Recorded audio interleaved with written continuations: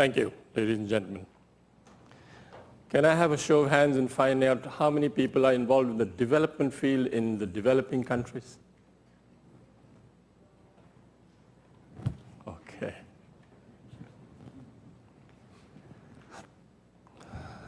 Not my fault, but I was told I got a very expensive, snobbish, elitist education in India. And all our friends at that time, we went to school and college together, and we didn't know what we were going to do. Someone lands up as an ambassador. Now today, 30 years later, the Indian ambassador in the US is a good friend. The permanent representative of the United Nations in India is a good friend. All of us were in school and college together. And I was all slated to become a diplomat or a bureaucrat or a doctor or a teacher or an engineer. And then one day I went to a village in India. It changed my life because I came back and I told my mother, I'd like to live and work in a village. My mother went into a sort of a coma.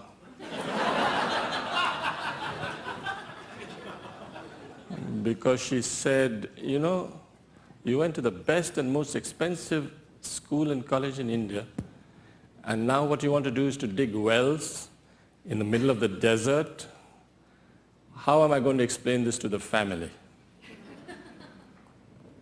And at that time, my grandfather was the Director General of the United Nations in FAO, and he was also a bit surprised. He said, he'll get over it. Let him go, he'll take it out of his system, and he will come back, get a good job, make good money. And she wouldn't speak to me for 4 or 5 years. That was a long time. Until 2 remarkable Americans came to the Barefoot College, slept on the floor, endorsed what I was doing. Bob McNamara and Mac Bundy, they came and spent the night with us.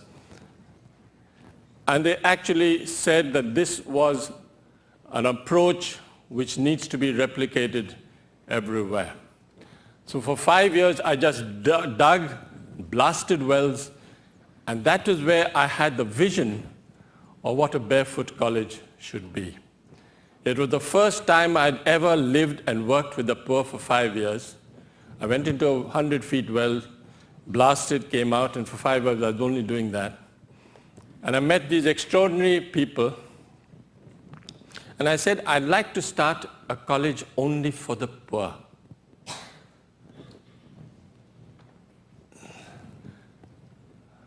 Professionals. Who are professionals today? To us, a professional is someone who has a combination of competence, confidence, and belief. To me, a water diviner, is a professional. I laughed at one of these water diviners and says, come here. He said, hold this stick. And I held this stick and I felt very foolish. And he said, walk. I walked and he said, stop. And he put his hand on my shoulder and the stick went up. And he said, now bring it down. And I couldn't bring it down. And he said, never laugh at things you don't know.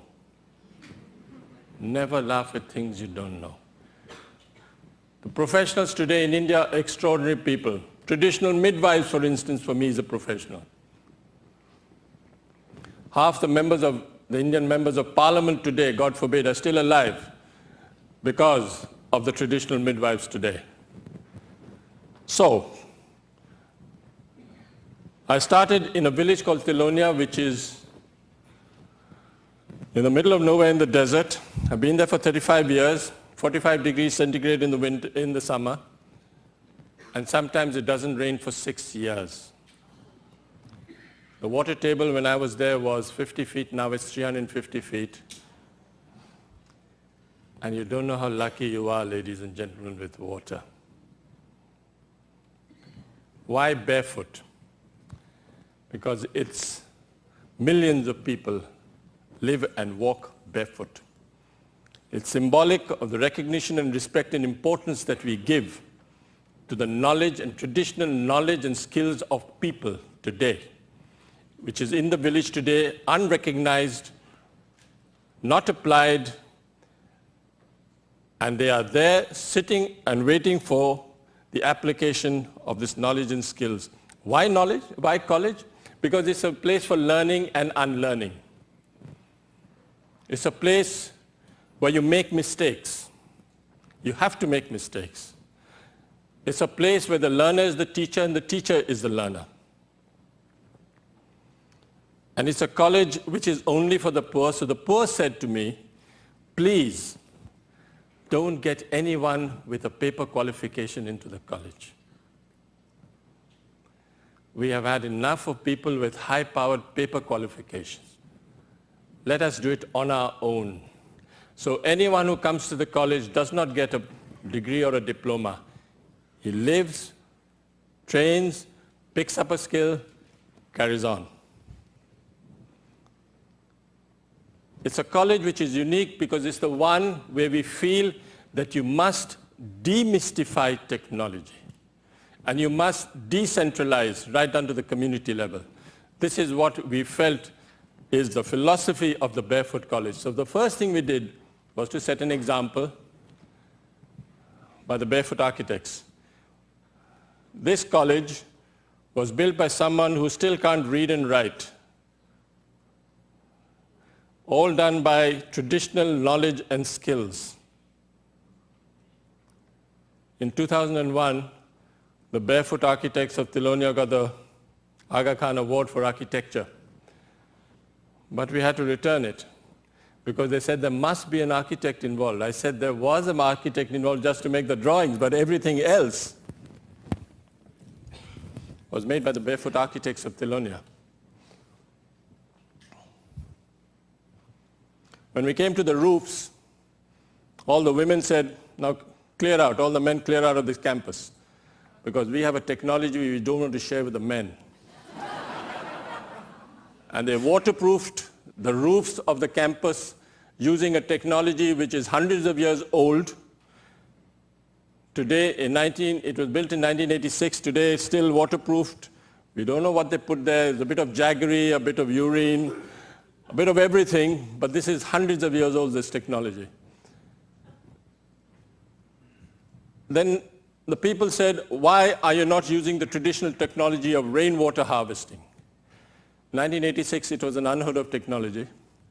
And we said, all right, we'll use the technology that you have for rainwater harvesting. So we built a tank, 400,000 liter tank, under the stage. You see the stage there? And we built a 400,000 liter tank. And you have a stage in front of you where about 5,000 people can sit on top of the rainwater harvesting tank and see traditional shows. Something is wrong here. It's the only village in India which is already in the 21st century. We have optical fiber cable. We have ISDN facilities. We have video conferencing. And in another week or so, we'll have broadband. It's the only college which has a courier service.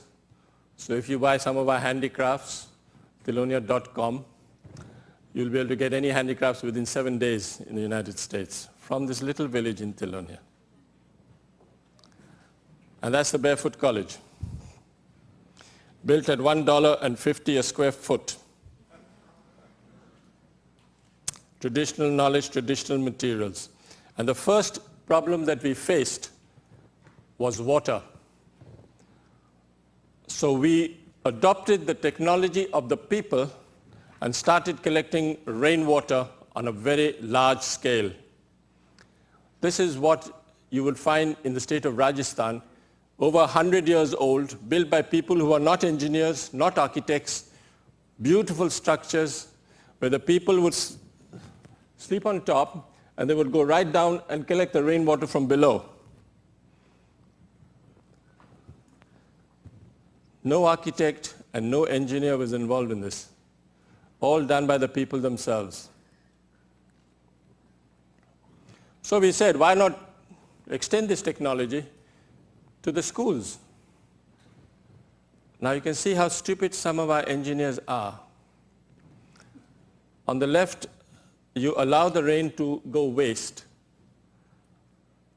And what we only did was to connect the roofs underground, into an underground tank, which would sometimes be 50,000 liters or 100,000 liters.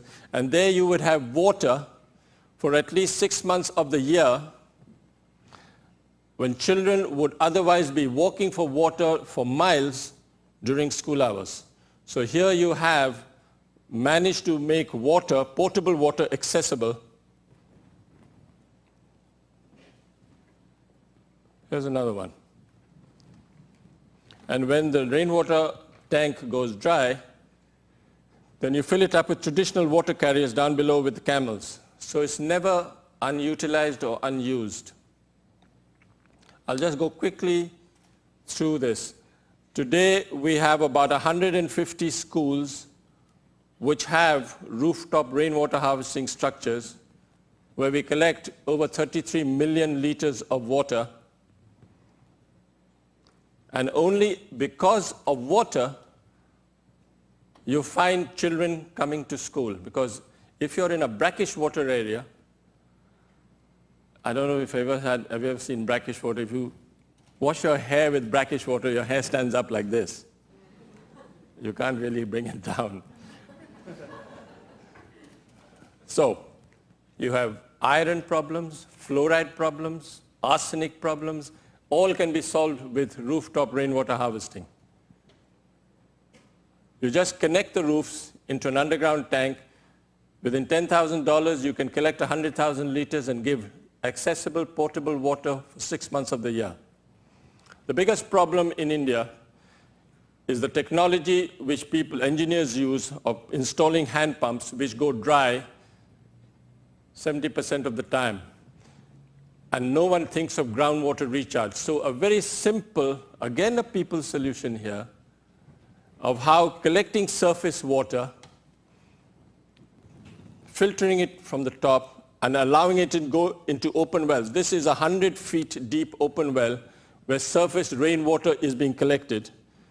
And it will collect. When I thought about this, the people thought I was mad.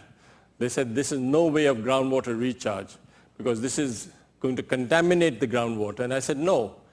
This, for the first time in the history of Telonia, we managed to collect it right down up to the top. It was 1 million liters of rainwater there. And as a result, about 15, 16 hand pumps which were dry for about 10 years actually got revitalized and drinking water came. And they found the linkage between groundwater, artificial groundwater recharge, and the hand pumps. So we did this on a large scale with schools at the back and the wells here, and we would connect them underground. 33 million liters we collected in 500 schools all over the country. Then I went to Sikkim. And in Sikkim, I went to the chief minister and I said, would you like to do some rainwater harvesting? Because you know what your engineers love is let the water go up from the mountain right down to the river. And they love these pumps and they pump it all the way back, millions of dollars. They love these schemes. And I said, why don't you do rainwater harvesting right on the top? He said, you're Bengali? I said, yes. He said, you're mad, because my chief engineer says there's no way that we can do this on a large scale. So I said, do you mind if I try, Chief Minister? He said, yeah, you can try whatever you want, but not with my money. And this is the problem in Sikkim, in the mountain state of Sikkim. So we dug a pit, 160,000 liter pit. We lined it with ferrous cement, built my technology center on it, solar energized it. And then I went back to the chief minister and said, now, would you like to open it? He said, oh, you've done it already? I said, yes. So can I bring my chief engineer along? I said, you bring him along. And there he was, the chief minister with the chief engineer. And he said, now, Mr. Chief Engineer, you said this was not possible. This man has done it with Sikkim youth, Sikkim materials, Sikkim technology, and he hasn't used your expertise at all, which is a good thing. What's wrong with it? He said, I've never seen anything like this in my life, sir, because we weren't taught this thing. We weren't taught rainwater harvesting as an engineer. So he went back and changed the policy of the government of Sikkim, and he gave me 10 rooftop rainwater harvestings in 10 schools in Sikkim, changed the whole policy. And now we have about 50 schools where we are doing rainwater harvesting on top of the mountain, where we are bringing water to children. As a result of that, attendance has again gone up. These are houses for the homeless that we have made. I'm going through it very fast. They made their own house. They designed their own house. They all look like convicts. They love being photographed. I'm going through it very fast.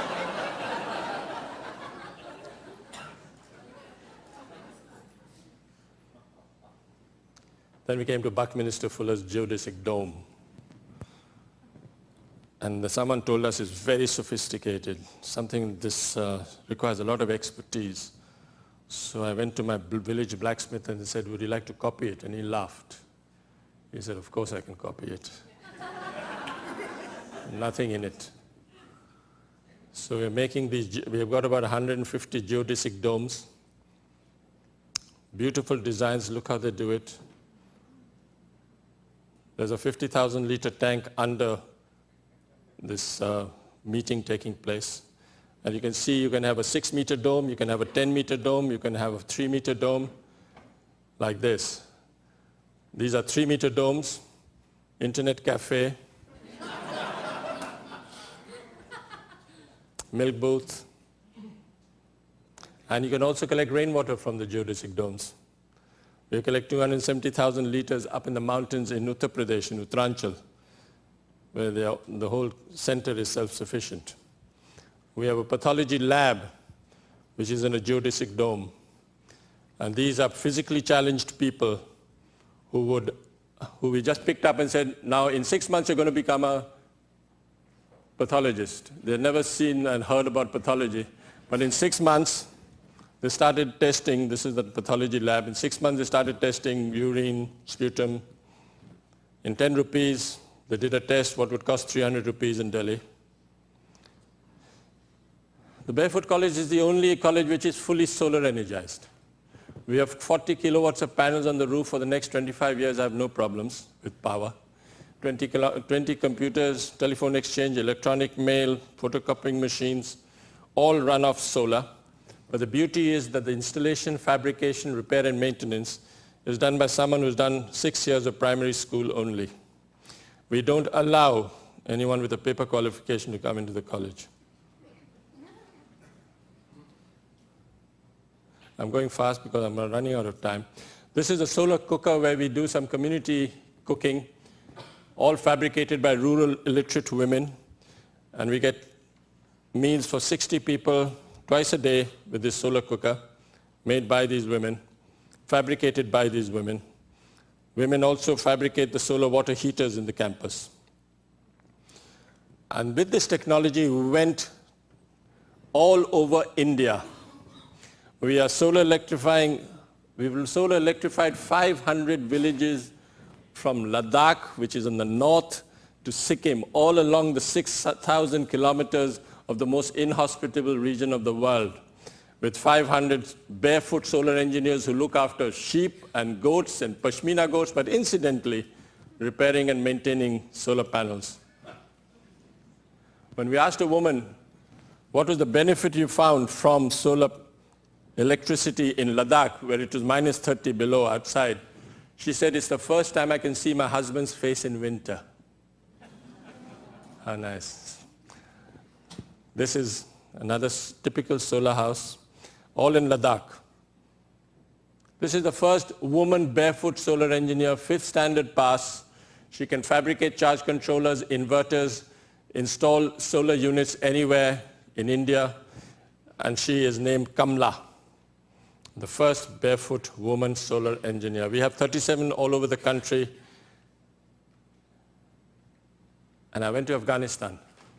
And in Afghanistan, I said, can we have, this is the first woman barefoot solar engineer in Afghanistan. We brought her from Afghanistan and brought her into the Barefoot College in Telonia.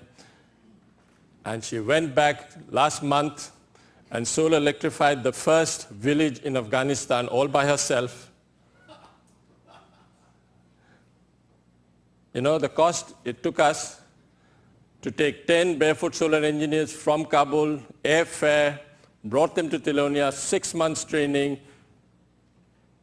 transported all the units for 150 houses, insured it, installed it. It was the same cost as having one American consultant in Kabul for 1 year. So 500 villages have been solar electrified. Barefoot teachers. 60% of India's children don't go to school. They look after goats and cattle in the morning, sheep, but they only have time to go to schools at night. Sometimes you had kerosene lanterns, but now, and they are very crowded, so now we have solar lanterns. You see the solar lantern on the left, and that's Kamla, who was the Barefoot solar engineer who was a teacher at one point of time. And most of these schools teach them about their own village more than about the country as a whole. And they learn more about indigenous institutions. But the beauty of the night school, that's a solar lantern on top of a rainwater harvesting tank. It's a 50,000 liter tank they're sitting on. But the beauty is that every 2 years, we have an election of 4,000 children in 150 schools, and they elect their own prime minister. Today, the prime minister is 12 years old. She looks after 20 goats in the morning, but she's prime minister in the evening. This is the election taking place, and that's the prime minister.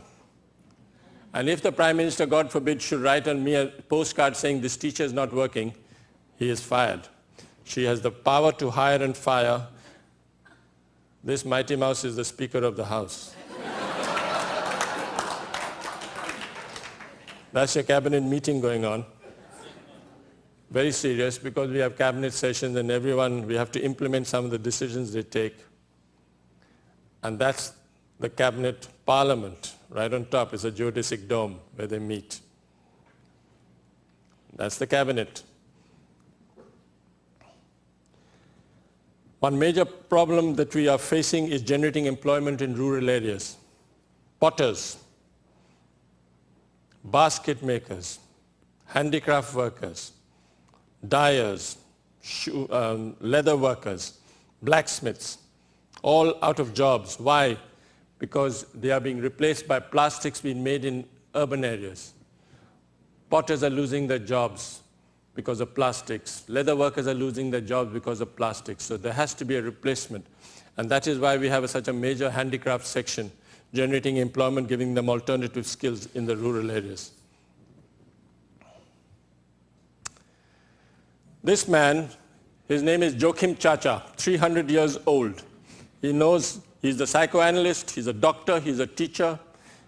He solves all our problems, he's a lawyer. He's made out of trashed World Bank reports.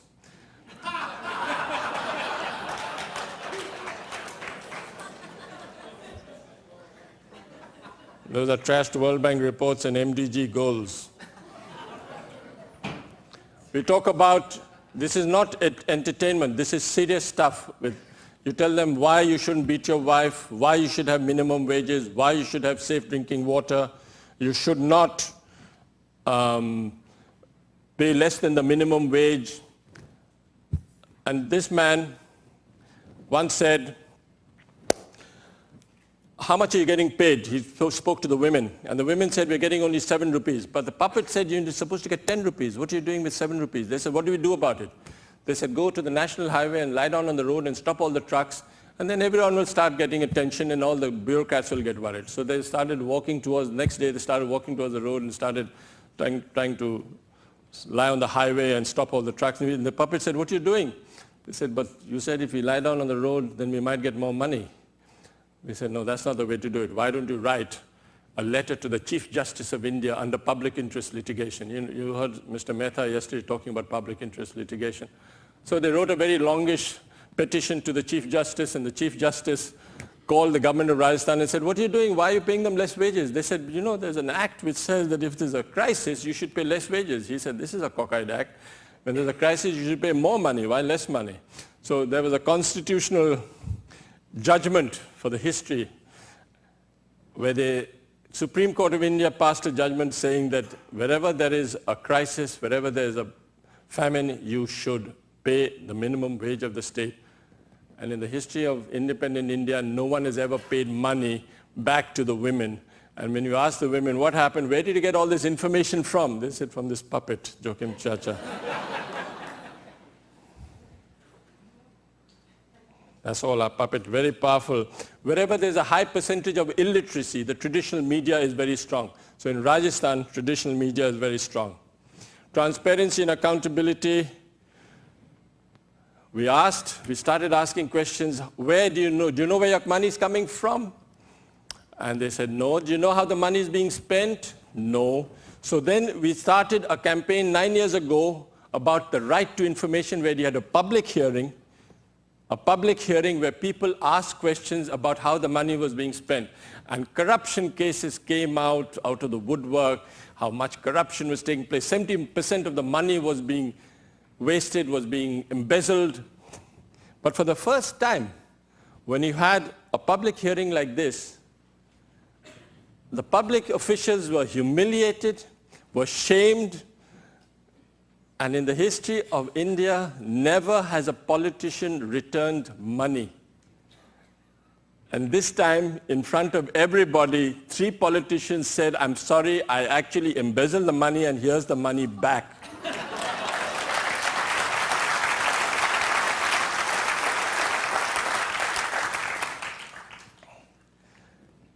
I shall end, because my time is up, with a quotation of Gandhi. He said, first they ignore you, then they laugh at you, then they fight you, and then you win. Thank you.